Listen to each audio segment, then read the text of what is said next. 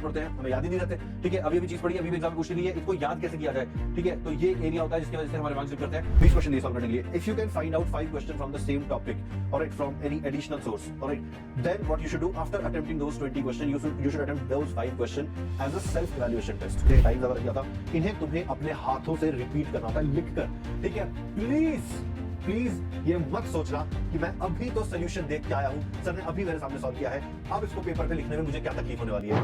Hi students, today I am going to talk about how you can be a topper consistently, ठीक है। Now what does that mean?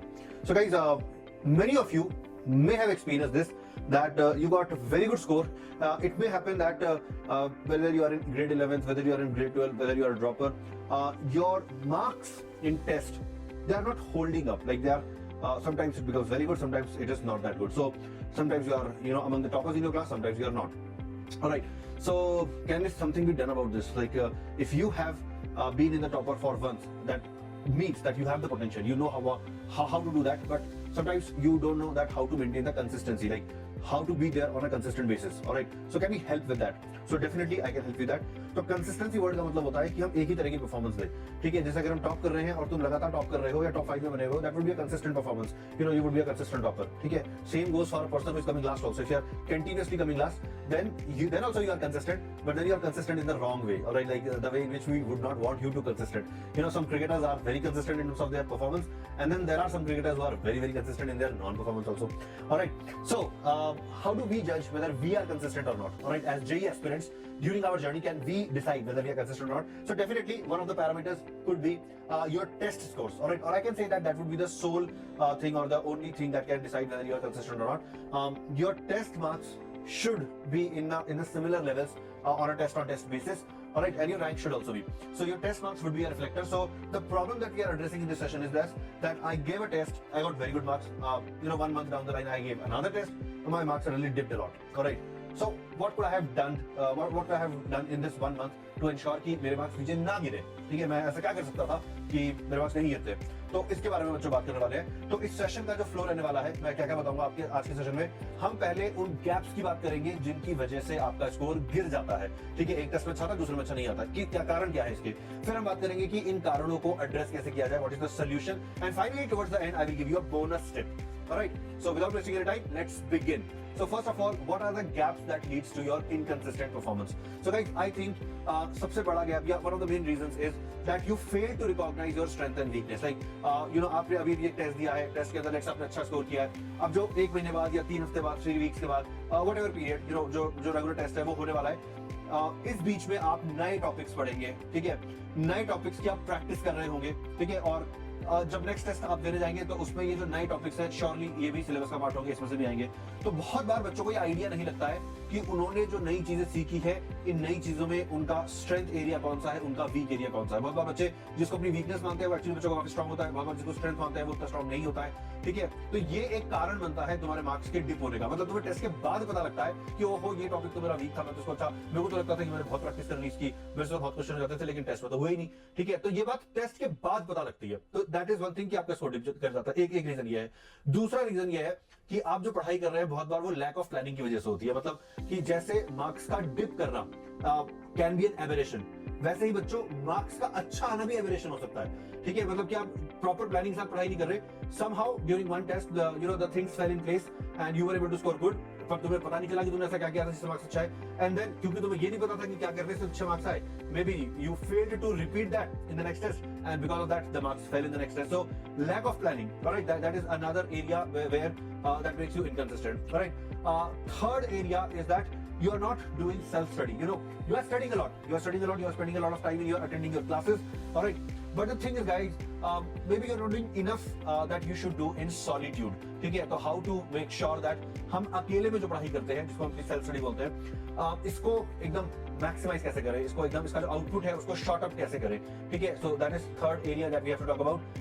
Challenges in retaining the concept. हम जो नए concept पढ़ते हैं हमें याद ही नहीं रहते, ठीक है। अभी चीज पढ़ी है, अभी एग्जाम पूछ ली है, इसको याद कैसे किया जाए, ठीक है। तो ये एक एरिया होता है जिसकी वजह से हमारे मार्क्स डिप करते हैं। एंड फाइनली बच्चों, टेस्ट एनालिसिस प्रॉपर्ली नहीं करना इज अनदर रीजन जिसकी वजह से हमारे मार्क्स गिरते हैं, ठीक है। तो देयर आर 5 रीजंस, और there are 5 areas which we need to address between 2 tests, and we can if we are doing that properly, then we can we can assume that your next test will have good marks, preferably be the kind of marks that you got in one of those tests in which you scored very good.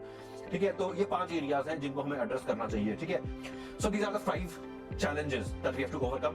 How to overcome?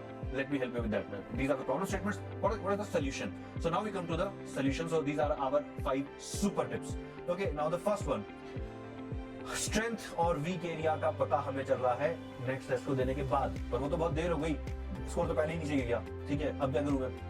तो बच्चों, आप अपनी पढ़ाई में एक element add करो. ठीक है, वो एलिमेंट है सेल्फ इवैल्यूएशन का. मतलब किसी ने आपको टेस्ट दिया नहीं है, लेकिन आप अपने आप को टेस्ट कर रहे हो ऑन अ रेगुलर बेसिस. मैं समझाता हूं मैं क्या कहना चाहता हूं. सपोज तुमने आज कोई क्लास अटेंड करी जिसमें तुमने कोई नई चीज सीखी. ठीक है, जैसे ही तुम क्लास में कोई नई चीज सीखते हो, इनवेरिएबली टीचर आपको उससे रिलेटेड कुछ क्वेश्चंस देते हैं प्रैक्टिस करने के लिए, क्योंकि सीखने के बाद इट्स इंपॉर्टेंट कि हमको जो समझ में आया हम उसको यूज करें क्वेश्चन सॉल्व करने में. तभी वो जो आइडिया है हमारे ब्रेन में परमानेंट होने लगते हैं. ठीक है, जितनी ज्यादा क्वेश्चन सॉल्व करेंगे उतना परमानेंट होता जाएगा. ठीक है, तो ये क्वेश्चन जो आप सॉल्व करते हो ये प्रैक्टिस के लिए करते हो, ये लर्निंग के लिए करते हो. लर्निंग का मतलब वैसे रटने की बात नहीं कर रहा मैं. लर्निंग का मतलब to upgrade yourself. You are learning something new, you are adding more to your skill, more to your knowledge. ठीक है, तो ये प्रैक्टिस इसके लिए होती है, आपका आईक्यू और बढ़ाने के लिए, शार्प करने के लिए, आपकी प्रॉब्लम सॉल्विंग स्किल बढ़ाने के लिए. तो ये इसके लिए होती है. ठीक है, अब बच्चों आपको अपने पढ़ाई में सेल्फ इवैल्यूएशन का जो मैं बात कर रहा हूँ, what you should do, whatever homework has been given to you. ठीक है, अगर आप जैसे सर ने मान लो 20 क्वेश्चन दिए सॉल्व करने के लिए, if you can find out 5 question from the same topic, alright, from any additional source, alright, then what you should do after attempting those 20 questions, you should attempt those 5 question as a self evaluation test. Alright, like आपको 20 question करने में कितना time लगा आप notice करो. ठीक है, and therefore you have to log your work also कि मैं कब स्टार्ट कर रहा हूँ, कब रुक रहा हूँ, कितने क्वेश्चंस हुए. ठीक है, तो एवरेज टाइम आपको जितना भी लगा, ठीक है, आप उस एवरेज टाइम में से 1 या 2 मिनट माइनस करो. फॉर एग्जांपल मैंने 20 क्वेश्चन अटेम्प्ट करे थे, मुझे 2 घंटे लग गए थे, तो एवरेज टाइम मेरा 6 मिनट्स का आया एक क्वेश्चन के ऊपर. ठीक है, अब मैं 5 क्वेश्चन और देखना चाहता हूँ as a self evaluation test. तो 6 मिनट्स का एवरेज आया था, let's set it at 5 minutes. तो मैं नेक्स्ट 5 क्वेश्चन सॉल्व करूंगा अगले 25 मिनट के अंदर. एंड इस 25 मिनट में मैं अपनी डेस्क से उठूंगा नहीं, मैं पानी पीने नहीं जाऊंगा, मैं टॉयलेट नहीं जाऊंगा, कोई मुझे डिस्टर्ब नहीं करेगा. मैं घर वालों को बता दूंगा कि मेरा अभी सेल्फ इवैल्यूएशन चल रहा है, तो मुझे प्लीज डिस्टर्ब ना किया जाए. तो ये जो एक्सरसाइज है, इससे आपको एक तो टाइम प्रेशर अपने दिमाग पे रखते हुए प्रैक्टिस करने की आदत होती है, पहली चीज.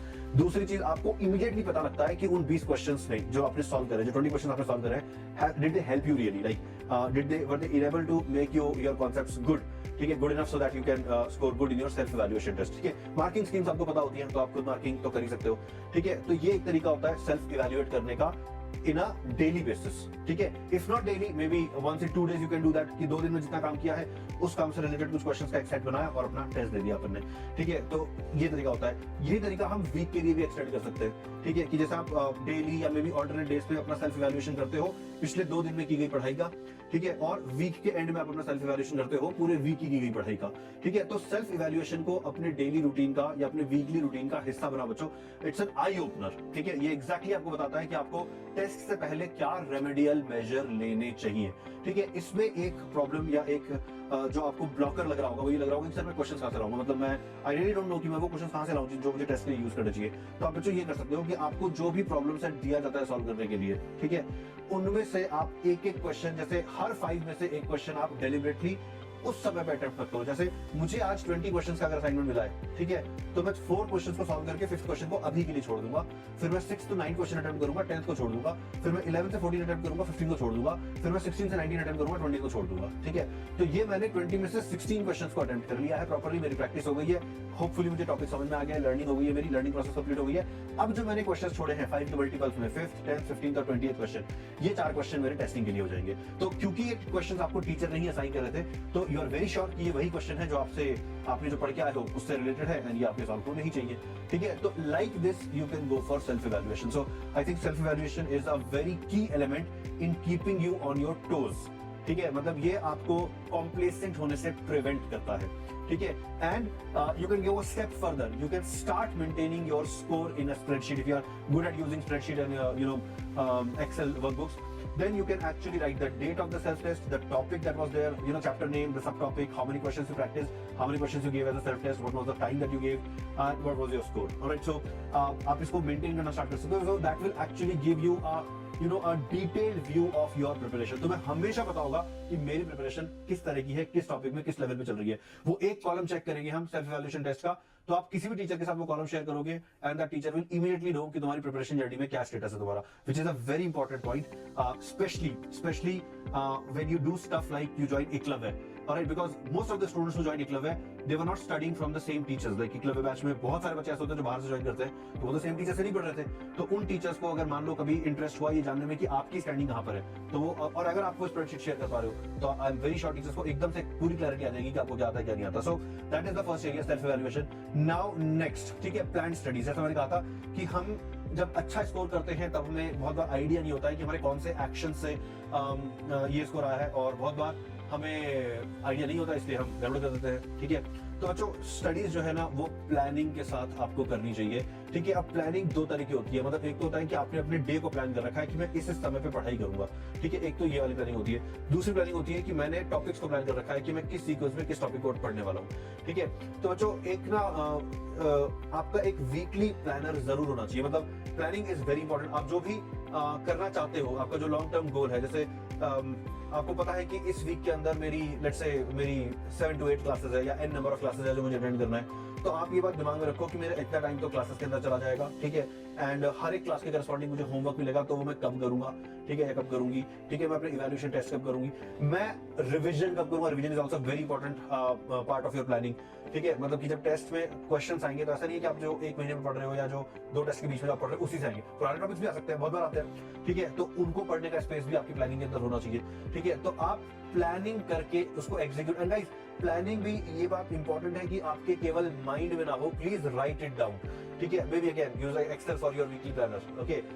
एक टेम्पलेट बनाना पड़ेगा तुम्हें एक वीक का, ठीक है। Every week you can copy it and then you can fill कि आज मैं क्या करने वाला हूँ, या इस वीक में मैं कब क्या क्या करूंगा, और जैसे जैसे वो होता जाए तो उसका कलर चेंज करते जाओ, ग्रीन ग्रीन ग्रीन करते जाओ, and in the end you would want the entire week to look green, ठीक है। तो इस तरह से बच्चों एक मतलब एक रिसर्चर ने ये बात कहती है कि जब आप चीजों को लिख लेते हो, अपने टारगेट्स को लिख लेते हो, माइंड में नहीं रखते हो, तो आपके जो चांसेस होते हैं अपने टारगेट्स को अचीव करने के वो मल्टीफोल्ड बढ़ जाते हैं, ठीक है। मतलब people who follow this practice they found to be achieving their targets more frequently as compared to people who keep their targets in their head, ठीक है। तो आपको पूरा प्रॉपर प्लानिंग के साथ पढ़ाई करनी चाहिए, that's very very very important, ठीक है। थर्ड एलिमेंट जो है वो है द पावर आवर स्ट्रेटेजी। तो ये क्या चीज है, मतलब तो जो देखो आप अपने आउटपुट को बढ़ाने के लिए, जैसे मैंने कहा था कि one of the challenges that you have is that आप सेल्फ स्टडी प्रॉपर्ली नहीं कर रहे हो। तो सेल्फ स्टडी में बच्चों होता क्या है, आप ना बहुत सारा टाइम वेस्ट करते हो। जैसे बहुत सारे बच्चे क्लास को अटेंड करने का टाइम भी सेल्फ स्टडी मानते हैं, ठीक है। अच्छा, बहुत सारे बच्चे अगर सपोज ऑफलाइन सेटअप में पढ़ते हैं तो वो इंस्टीट्यूट जाने और आने के टाइम को भी स्टडी में काउंट करते हैं। उनका ये होता है कि मैं घर से 3 बजे निकला और मैं घर में 8 बजे घुसा, 5 घंटे मेरी पढ़ाई को डिवोट हो गए। बच्चों बात ये नहीं है कि 5 घंटे पढ़ाई को डिवोट हो गए, तुमने एक्चुअल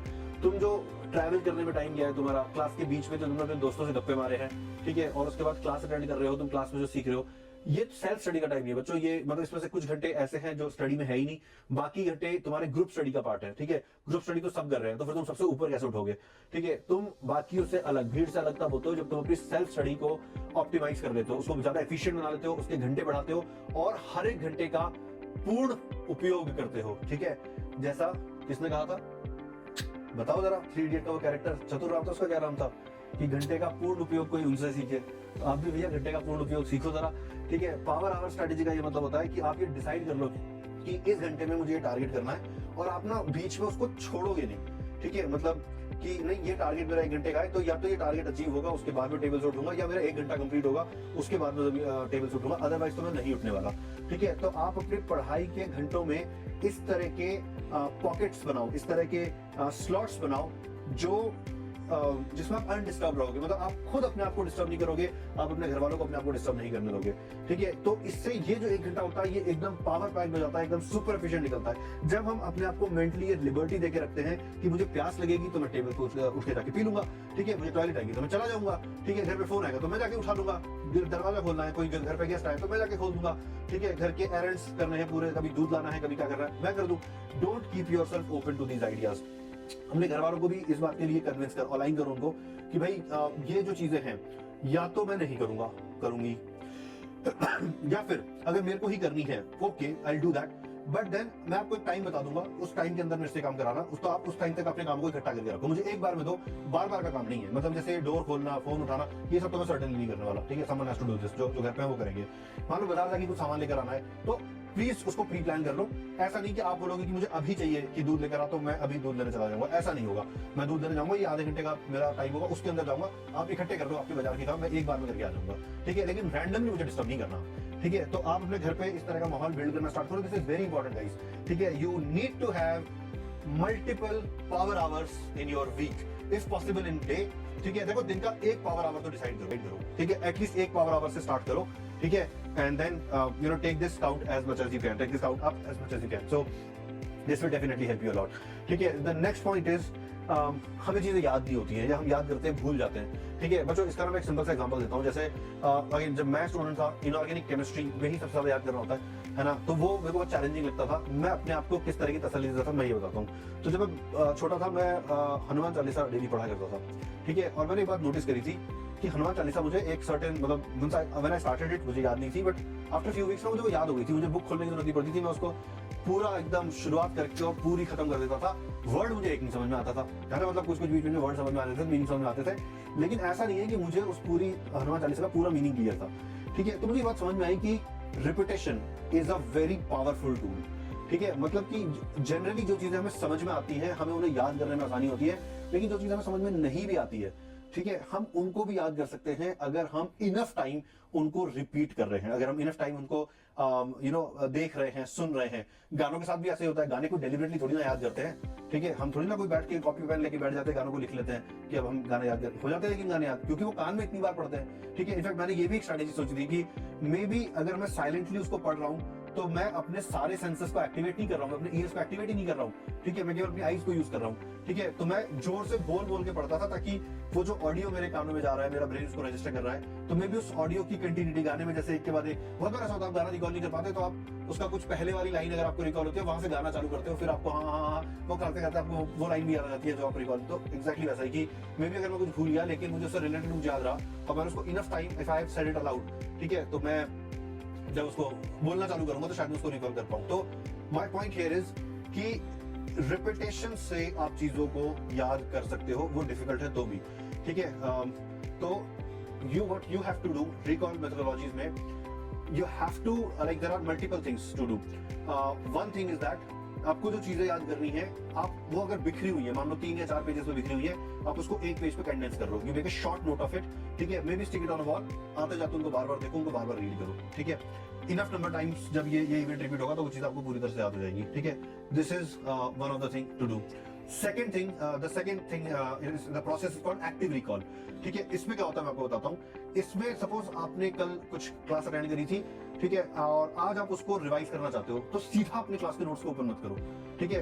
आप सामने कॉपी को रखो, उसको हाइड करके रखो और आप याद करने की कोशिश करो कि आपने क्या टॉपिक पढ़ा था, पहले टॉपिक का नाम याद करो, फिर उस टॉपिक में हमने क्या पढ़ा था उसको रिकॉल करने की कोशिश करो और मेहनती हो, ठीक है, जो कि होना चाहिए। तो मैं तो ये कहूंगा कि एक रफ पेपर अपने सामने लेके बैठो और उस रफ पेपर पे लिखो कि मैंने ये टॉपिक पढ़ा था, इसके अंदर ये चीजें पढ़ी थी। पूरा नोट्स को दोबारा लिखने के लिए नहीं बोल रहा हूँ, just right the key points कि जैसे मैंने कूलम्स लॉ पढ़ा था, उस कूलम्स लॉ के अंदर मैंने vector form of Coulomb's law पढ़ा था व्हिच वाज दिस, तो पूरा फॉर्मूला लिख दो एक बार, ठीक है। फिर मैंने रोल ऑफ मीडियम पढ़ा था, फिर मैंने वो लिख दिया।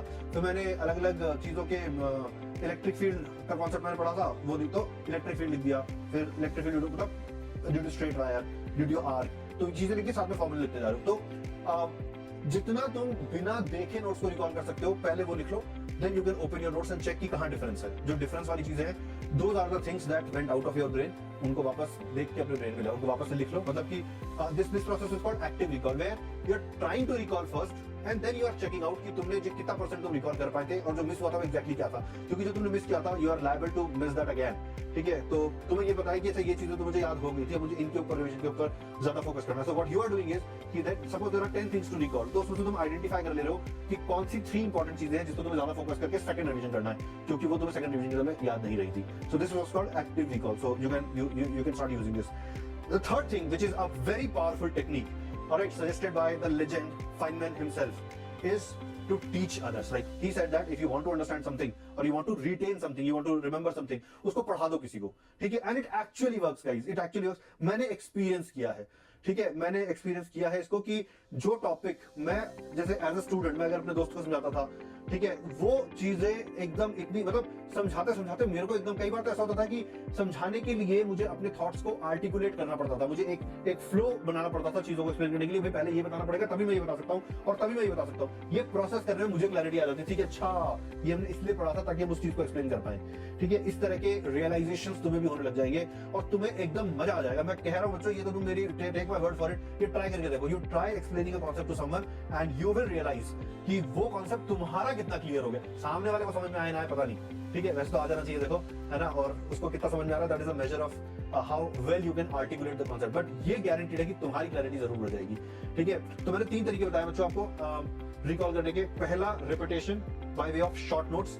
Second, active recall, you sit down and you write down whatever you can recall and then check whatever you have missed. Whatever you have missed is the important thing that you have to pay attention to in your second revision. And the third one is the Feynman's method, where you find someone and you teach them the concept. ठीक है, उनको, और अगर उनको पहले से नहीं आता है और सपोज उनके लिए हेल्पफुल है, यानी वो भी साइंस का स्टूडेंट ही है, तो और भी अच्छा, तो एकदम सोने पे सुहागा। उनको आता हो तब भी कोई बात नहीं, यू कैन से कि भाई मैं एक्सप्लेन करूंगा and your job is to counter question भी। ठीक है, और सपोज अगर कोई नहीं मिलता है तो ये काम आप अपने साथ अकेले में भी कर सकते हो। Again this is something that I have done. ठीक है, शीशे के सामने खड़ा होना, हो जाओ, शीशे के सामने खड़े नहीं होना, आके टेबल पे बैठ के अकेले भी कर सकते हो कि अपने आप को एक्सप्लेन करो कि ऐसा ऐसा, ये ऐसे, ये ऐसे, ये ऐसे, और खुद ही अपने आप को शिखो, अच्छा तुम ये क्यों करा बता जरा। ठीक है, तो हम मैंने ये ऐसा इसलिए करा क्योंकि ऐसे, you know, you can talk to yourself. ठीक है, अकेले में कोई नहीं देख रहा होता, so don't worry about that. ठीक है, so that is the fourth area. The fifth area very important again, हम लोग टेस्ट दे देते हैं और टेस्ट देके हम बस सेलिब्रेट करने चले जाते हैं कि टेस्ट हो गया, आफत खत्म, चिल मारो, मजे मारो, रिजल्ट आएगा, आता रहेगा। ठीक है बच्चों, टेस्ट देने से तो टेस्ट की यूटिलिटी स्टार्ट होती है, दैट इज स्टेप 1। तुमने स्टेप 1 पे चीजें दी एंड कर दी। ठीक है, टेस्ट देने के बाद तुम्हें क्या करना चाहिए, तुम्हें टेस्ट को एक असाइनमेंट की तरह ट्रीट करना चाहिए। लाइक टेस्ट हो गया खत्म, अब सेम टेस्ट पेपर लो, now it is an assignment and try to attempt all the questions, specially the ones, like चलो जो क्वेश्चन हो गए थे उनको छोड़ दो, जो क्वेश्चन नहीं हुए थे या जो क्वेश्चन तुक्के से हो गए थे, फ्लूक में ठीक हो गए थे, या फिर जो क्वेश्चन हो गए थे लेकिन बहुत टाइम लगा के हुए थे, इन क्वेश्चंस को रीअटेम्प्ट करो, इनको रीअटेम्प्ट करो, see whether you are able to do them without time pressure. The questions that you were able to do, whether you are able to do you are able to find a shorter method for them. ठीक है, तो ये चीजें पता करो, इससे आपको आपके वीक एरियाज आइडेंटिफाई होते हैं और यहाँ पे आपको कुछ कमियां मिलेंगी कि ये क्वेश्चन मेरे से नहीं हुआ था क्योंकि मैं फॉर्मूला भूल गया था, ये क्वेश्चन मेरे से नहीं हुआ था क्योंकि मैं कॉन्सेप्ट ही गलत लगा रहा था। ठीक है, या इस क्वेश्चन को का शॉर्टर मेथड था, पता नहीं कौन सा लॉन्ग मेथड में घुस के बैठ गया। ठीक है, तो बच्चों ये जो लर्निंग होती है ये बहुत इंपॉर्टेंट होती है। इसके बाद भी ऐसे कई क्वेश्चन होंगे जो आपसे सॉल्व नहीं होंगे, फिर टेस्ट का डिस्कशन क्लास होगा, आप उसमें अपने टीचर से पूछेंगे कि ये क्वेश्चन कैसे होगा, टीचर बता देंगे। आगे यहाँ पे भी कहानी खत्म नहीं होती है बच्चों। ठीक है, इसके बाद तुम्हें जितने क्वेश्चंस थे जो तुम नहीं कर पाए थे, अटक गए थे, टाइम ज्यादा लग गया था, इन्हें तुम्हें अपने हाथों से रिपीट करना होता है, लिख कर। ठीक है, प्लीज प्लीज ये मत सोचना कि मैं अभी तो सोल्यूशन देख के आया हूं, सर ने अभी मेरे सामने सॉल्व किया है, अब इसको पेपर पे लिखने में मुझे क्या तकलीफ होने वाली है। बेटा तुम लिख के देख लेना। ठीक है, 10 में से 7 सवाल ऐसे होंगे जिनमें तुम फिर अटक जाओगे। ठीक है, क्योंकि जब तुम एक क्वेश्चन में अटकते हो तो ऐसा नहीं है कि उस क्वेश्चन में एक ही स्टेप था या एक ही कॉन्सेप्ट था जो तुम्हें अटका सकता था। Generally, specially if I talk about JEE advance level questions, generally there are multiple concepts that are to be applied in the question and you may get stuck at one, but the other steps may also have the potential to get you stuck. ठीक है, teacher जब solve करते हैं ना तो हर एक step इतना obvious लगता है। ठीक है, तब तो वो स्टेप भी इतना ऑब्वियस लगता है जिसमें आप अटक गए थे। ठीक है, कि हाँ इसमें अटकने का क्या था। ठीक है, और इसी तरह से सब्सिक्वेंट स्टेप्स के लिए भी लगता है कि उसमें अटकने का क्या था। ठीक है, लेकिन जब आप खुद करने बैठते हो ना, देन यू स्टार्ट फाइंडिंग कि यार इसके बाद तो ये भी हो सकता था, सर ने तो ये किया नहीं, सर ने तो ये कर दिया था। ठीक है, या मैम ने, है ना। तो जब टीचर सॉल्व करते हैं you only see one way कि इससे यही होगा और इससे यही होगा और इससे यही होगा, एकदम लॉजिकल लगती है चीजें, सीधा आंसर पे जाके हिट करते हैं। ठीक है, लेकिन जब खुद सॉल्व करने बैठते हैं तो इस स्टेप के बाद सर ये भी कर सकते थे, ये भी कर सकते थे, इधर क्यों गए। ठीक है, ये वाले रास्ते क्यों गलत है या गलत नहीं है, तो फिर ऑल्टरनेटिव सॉल्यूशन हो गए। जब हम खुद करने बैठते हैं तो बहुत सारे ओपिनियंस हमारे ब्रेन में आने लगते हैं और हमें ऑप्शन ज्यादा दिखने लगते हैं कि आप तो फिगर आउट कि कौन सा ऑप्शन सही है कौन सा ऑप्शन गलत है। ठीक है, तो खुद जब फिनिश करने बैठोगे तब ये रियलाइजेशन होगा। ठीक है, तो ये बहुत इंपॉर्टेंट स्टेप होता है बच्चों। तो मॉक टेस्ट और जो टेस्ट एनालिसिस है, test analysis very important part. Test खत्म हो गया, टेस्ट को असाइनमेंट की तरह सॉल्व करो, पहला पॉइंट जो तुम्हें याद रखना है। सेकंड पॉइंट, उसमें तुम्हें फिर अब जो डाउट रह जाए असाइनमेंट की तरह करने के बाद वो टीचर से पूछो। तीसरा पॉइंट, जो क्वेश्चन तुमने पूछे हैं उनको रिपीट करो, डेफिनेटली रिपीट करो। नहीं करोगे तो सेम क्वेश्चन या सिमिलर क्वेश्चन तुम्हें फिर एग्जाम में अटकाएगा, which basically meant कि जो तुमने पहले एफर्ट डाला क्वेश्चन अटेम्प्ट करने में, उसका solution question, that is all waste. ठीक है, that is all waste. And if you continue doing this, then it will always be a waste. It would be like trying to fill a bucket with a hole in it. तुम उसमें effort डालते हो वो बह जाता है, फिर effort डालते हो फिर बह जाता है। भैया पहले होल बंद करो। ठीक है, तो एंश्योर करो कि तुम्हें एक क्वेश्चन एक ही बार फंसा रहा है, ठीक है, क्या एक टाइप का क्वेश्चन तुम्हें एक ही बार फंसा रहा है, बार बार तुम उस क्वेश्चन में नहीं फंस रहे हो, ठीक है, और उसको अवॉइड करने का यही तरीका है जो मैंने आपको अभी बताया है। Alright students, so I gave you 5 challenges that makes you inconsistent. I've given you 5 solutions, one for every challenge I've given you a solution. It depends on you how many of these you want to adopt. The more things you adopt, the better your results will be, the more consistent your results will be. That's my promise to you. Now let me come to my bonus tip. ठीक है, चलो ये सारी बात अच्छी है, paper के अंदर क्या करना चाहिए, मतलब पेपर के अंदर ऑब्वियसली आप लोगों का एक जो कंफ्यूजन होता है, आपका एक जो कंसर्न होता है, समझ में नहीं आता कौन सा क्वेश्चन करूं, कौन सा छोड़ूं, और हमेशा ऐसा होता है कि जो करते हैं उसको नहीं करना होता है, वो ज्यादा टाइम टेकिंग होता है, ज्यादा लंबा होता है, डिफिकल्ट होता है, और जो छूट जाता है वो आसान निकलता है। ये लेकिन पेपर के बाद पता लगता है। तो क्या कोई तरीका है जिससे कि हम बेटर डिसीजंस ले सके एग्जाम में? बिल्कुल, जो मैं तुम्हें बताता हूँ जगह न्यूज। सो सबसे पहले डू यू अंडरस्टैंड, लाइक जो फ्लो चार्ट होगा, ठीक है, डू यू अंडरस्टैंड प्रीमाइस, ठीक है, तो इसका आंसर अगर यस है तो क्या करना है, नो, नो में लीव क्वेश्चन, ठीक है, छोड़ दो, वापस आना ही नहीं है इस क्वेश्चन के ऊपर, ठीक है, और अगर यस है, ठीक है, then ask yourself do you understand given and asked, ठीक है, मतलब क्या दे रखा है और क्या पूछा, ये क्लियर हो गया क्या तुम्हें कि ये इन्फॉर्मेशन गिवन है और ये इन्फॉर्मेशन पूछी है, ये क्लियर हो गई क्या, ठीक है, कि ये समझ में आया क्या। अगेन अगर यस है, ठीक है, तो फिर तुम्हें पूछना है do you know the link, do you know link between them, ठीक है, लिंक मतलब गिवन और पूछे के बीच में लिंक क्या है। इसका आंसर अगर यस है, अटेम्प्ट द क्वेश्चन, इसका आंसर अगर यस है, अटेम्प्ट द क्वेश्चन, इसका आंसर अगर नो है, अगेन लीव द क्वेश्चन, ठीक है, वापस आना ही नहीं है इसके ऊपर, ठीक है, क्योंकि तुम्हें लिंक नहीं बताना, तुम कुछ कर नहीं पाओगे, ठीक है, गिवन समझ में, ये समझ में नहीं आया कि क्या गिवन है, क्या पूछा है, ठीक है, then you can come back later, दोबारा आके एक बार पढ़ना, मे भी तुम अभी कुछ परेशान हो, जल्दी में इसलिए मिस कर रहे हो, इस क्वेश्चन के ऊपर दोबारा जाओ, मतलब तुम्हें क्वेश्चन का प्रेमाइस क्लियर है, लेकिन तुम्हें गिवन क्या है, पूछा क्या है, वो क्लियर नहीं हो रहा, ठीक है, तो वापस आना इसके ऊपर, मे भी तुम्हें क्लियर हो जाएगा। क्लियर होने के बाद अपने आप से पूछना कि तुम्हें लिंक बताएगा, पता है तो अटेम्प्ट कर लो, नहीं पता है तो मतलब कि यहाँ पे तुम्हें वापस आना है, ठीक है, यहाँ पे वापस आ जाना है कि लेटर ऑन, ठीक है, तो तुमने क्वेश्चन पढ़ा, पढ़ते ही तुम्हें लगा कि क्वेश्चन का प्रेमाइस ही क्लियर नहीं हो रहा, मुझे समझ में नहीं, पता नहीं क्या दे रखा है, ठीक है, छोड़ दो क्वेश्चन को। हाँ, समझ में तो आ गया, क्वेश्चन की सिचुएशन मुझे समझ में आ रही है, लेकिन क्या पूछा गया है, जो गिवन इन्फॉर्मेशन है तो वो क्लियर नहीं हो रही, या एग्जैक्टली क्या पूछा ना मुझे वो क्लियर नहीं हुआ, है ना, तो इसको बाद में देखेंगे, फिर बाद में देखते हैं। मुझे समझ में आ गया कि ये गिवन है, मुझे समझ में आ गया कि ये पूछा है, लेकिन मुझे पता नहीं है कि दोनों को रिलेट कैसे करना है, तो तुम वो क्वेश्चन नहीं कर सकते। मतलब एग्जाम में तुम्हें कोई अचानक से, तुम्हारी ज्ञानेंद्रियां जागृत नहीं होगी, तुम्हें अचानक से कोई एनलाइटमेंट नहीं होगा कि नया ज्ञान तुम्हें मिल जाएगा, ठीक है, कभी कभार फ्लूक से कुछ क्लिक कर सकता है, बट वो चांसेस बहुत कम होते हैं बच्चों, ठीक है, तो इस तरीके से this is the algorithm that you have to follow in deciding that whether you have to do a question और whether you have to leave a question. Alright, so follow this guys, and on that note I will end today's session. I hope that this session was useful to you, and I'm very sure that if you follow the things that I've told in this session, then you will certainly become a consistent topper.